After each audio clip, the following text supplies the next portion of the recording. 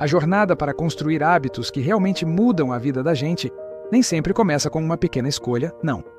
Para o James Clear, o autor do livro Hábitos Atômicos, tudo começou com um momento bem violento, super inesperado, que quase custou a vida dele.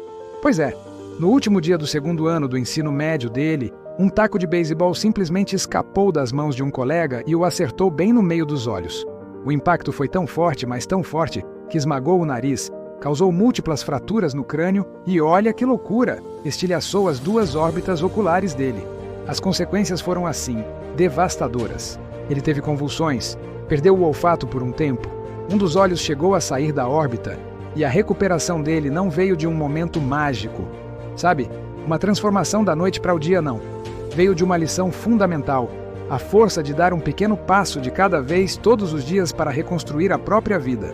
E foi exatamente nessa jornada de recuperação que o Clear descobriu o conceito central que ia mudar não só a vida dele, mas a de milhões de pessoas. O incrível poder de ser apenas 1% melhor.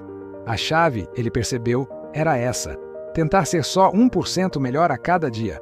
É um conceito que parece tão insignificante no momento, né? Mas que tem um impacto assim surpreendente a longo prazo. Pensa nisso como se fosse juros compostos para o nosso desenvolvimento pessoal. As pequenas escolhas do dia a dia, elas não só se somam, não, elas se multiplicam, e o resultado é impressionante. Um caminho de pequenas melhorias leva a um crescimento extraordinário. Enquanto isso, pequenos deslizes levam a gente para perto do zero. É isso que define a trajetória de quem a gente se torna. E essa ideia não é só teoria, não. O Dave Brailsford, por exemplo, aplicou essa filosofia que ele chamou de agregação de ganhos marginais na equipe de ciclismo britânico. E olha, essa equipe tinha um histórico de quase 100 anos de mediocridade, para ser gentil, e o que eles fizeram foi simplesmente brilhante para ilustrar o conceito. Eles buscaram melhorias de 1% em áreas que ninguém nem pensava em olhar, desde o travesseiro perfeito para cada atleta até o jeito certo de lavar as mãos para evitar doenças. O resultado?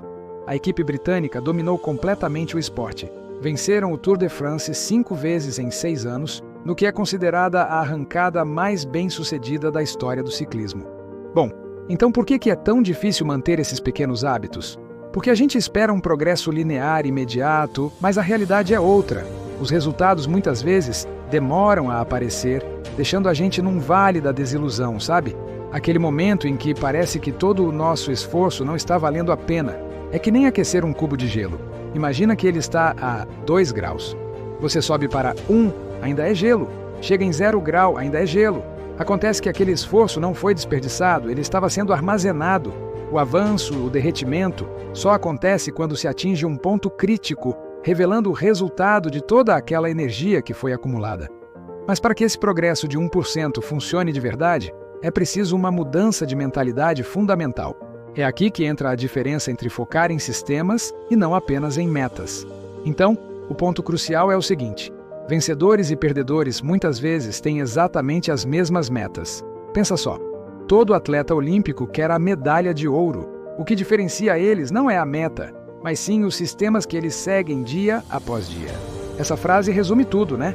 Focar no processo, não só no prêmio, é o que cria o sucesso a longo prazo. O objetivo não é só ganhar um jogo, mas continuar jogando e melhorando sempre. Agora, vamos para o coração da mudança de comportamento, a verdadeira razão pela qual alguns hábitos pegam e outros não. A conexão superpoderosa entre os nossos hábitos e a nossa identidade. A mudança acontece em 3 camadas. Muita gente tenta mudar de fora para dentro, focando nos resultados.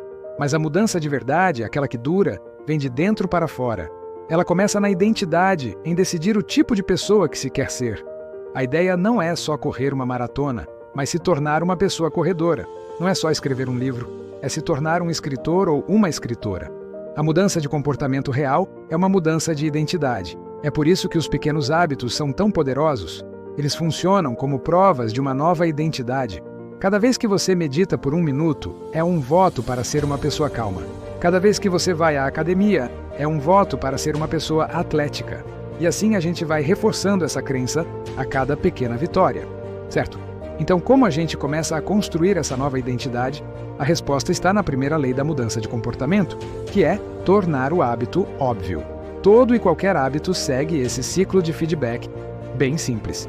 E o primeiro passo para criar um bom hábito É fazer com que o estímulo, o gatilho, seja simplesmente impossível de ignorar. E uma das estratégias mais eficazes para isso se chama empilhamento de hábitos.